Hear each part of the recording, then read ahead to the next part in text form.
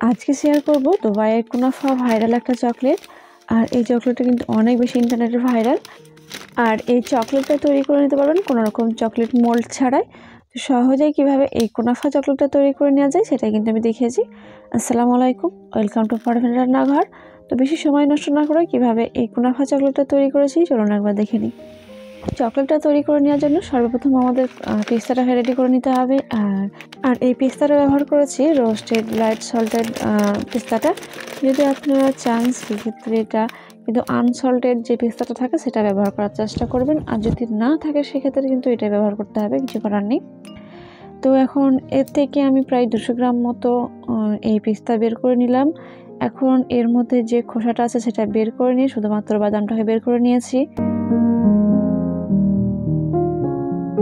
এখন এই বাদামগুলোকে একটা মিক্সার জারে দিয়ে ব্লেন্ড করে নিতে হবে।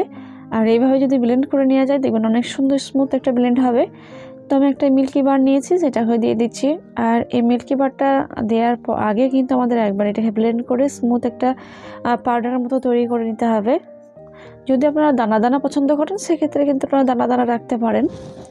তো আমি একটা স্মুথ পেস্ট তৈরি করব। তো চকলেটটা দেওয়ার পর আমাদের দিতে হবে কনডেন্স মিল্ক। তো কনডেন্স মিল্ক অবশ্যই দেওয়ার চেষ্টা করবেন, যদি না থাকে সেক্ষেত্রে আপনারা চিনি গুঁড়ো ব্যবহার করতে পারেন। আর এই চকলেটের ক্ষেত্রে যদি কনডেন্স মিল্ক ব্যবহার না করা হয় সেক্ষেত্রে কিন্তু আপনারা চাইলে লিকুইড দুধ ব্যবহার করতে পারবেন। এখন এগুলোকে সাইডে রেখে দিয়ে ভার্মিসেলিগুলোকে আমাদের ভেজে নিতে হবে। আর চকলেট তৈরি করে নেওয়ার ক্ষেত্রে মেন পার্ট হচ্ছে এই ভার্মিসেলি। এটা দেওয়ার কারণে অনেক বেশি ক্রিস্পি ভাব আসবে, এতে কিন্তু অনেকটাই মজার লাগে। ভার্মিসেলি এক টাইপের কিন্তু সেমাই। তো আমি এই সেমাইগুলোকেই কিন্তু ভেজে নিচ্ছি 1 চামচ বাটার দিয়ে। যতক্ষণ পর্যন্ত না এটা ক্রিস্পি ভাব আসছে ততক্ষণ পর্যন্ত এইভাবে ভেজে নিতে হবে। লাইট গোল্ডেন হয়ে এসছে, আমি এটাকে নামিয়ে নেওয়ার পর যেটা আমি পেস্ট করে রেখেছিলাম বাদাম, সেই বাদামের উপরে দিয়ে দিলাম। তো ওটাকে সাইডে রেখে দিয়ে আমাদের চকলেটটা রেডি করে নিতে হবে। একটা মিল্কি বার আমি কেটে নিব, আর এই মিল্কি বারটাকে 2 ভাগে ভাগ করে নিয়ে 2 রকম কালার করে নিব। কালারটা আপনারা যেমন খেতে চাচ্ছেন বা যেমন পছন্দ করেন সেইভাবে আপনারা ডিজাইনটা করে নেবেন। আমি আমার পছন্দ মতো করে নিয়েছি। এখন বড় সাইজে 2টো ডেরি মিল্ক চকলেট নিয়েছি, এটাকে ভেঙে নিয়ে মেল্ট করে নিতে হবে।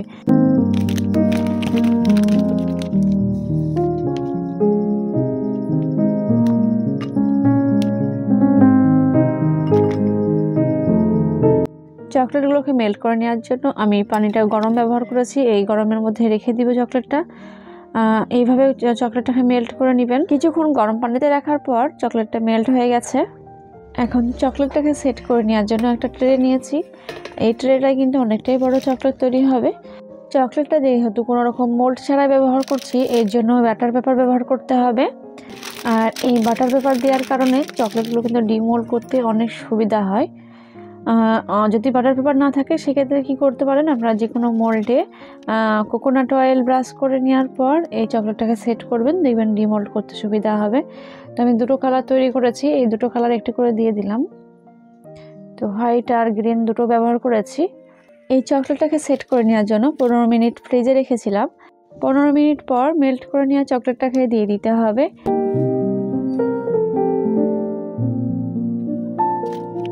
চকলেটগুলোকে পুরোটাই লাগিয়ে নিচ্ছি। আর এই সময় লক্ষ্য রাখতে হবে চকলেটের যে লেয়ারটা হবে সেটা একদম পাতলা তৈরি করতে হবে।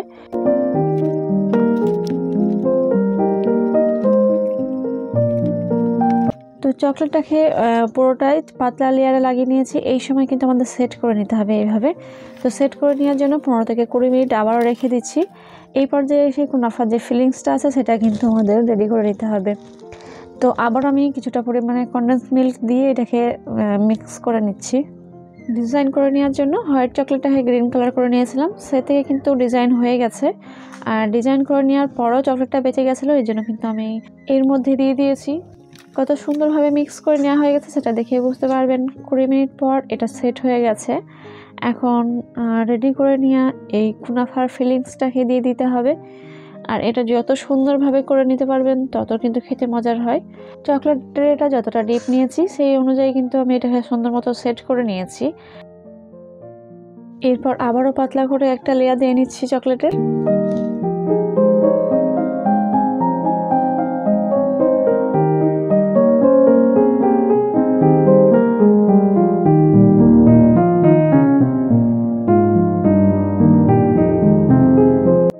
কুনাফা চকলেটটা পুরোপুরি সেট করে নেওয়া হয়ে গেছে। এখন আবারও ফ্রিজে রেখে দিতে হবে 30 মিনিট মতো। ফ্রিজে রেখে দিলে কি হবে, দেখবেন এটা কিন্তু অনেক সুন্দরভাবে সেট হয়ে গেছে। সেট হয়ে যাওয়ার কারণে এটা অনেকটাই ক্রিস্পি ভাবটা আসে উপর থেকে। তো 30 মিনিট রেখেছি। এটা যদি আপনাদের হাতে সময় থাকে আরও বেশি সময় নিয়ে একটু রেখে দেবেন, দেখবেন এটা কিন্তু আরও সুন্দরভাবে হয়।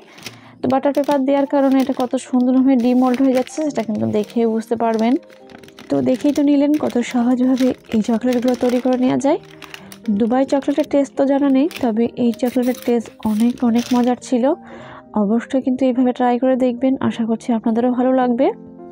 দেখতেও কিন্তু অসম্ভব সুন্দর লাগছিলো, কোনোরকম মোল্ড ছাড়াই কিন্তু এটা তৈরি করে নেওয়া যায়। আর এর শব্দটা শুনেই বুঝতে পারবেন কতটা সুন্দরভাবে হয়েছে। ভেতর থেকে থাকবে অনেক বেশি ক্রিস্পি। ভালো লেগে থাকলে অবশ্যই চকলেটটাকে ট্রাই করে দেখতে পারেন, আশা করছি ভালো লাগবে। আর চ্যানেলটিকে অবশ্যই সাবস্ক্রাইব করে রেখে দেবেন, পাশে থাকা বেল আইকনটি প্রেস করে নিতে ভুলবেন না পরবর্তী রেসিপি সবার আগে পাওয়ার জন্য।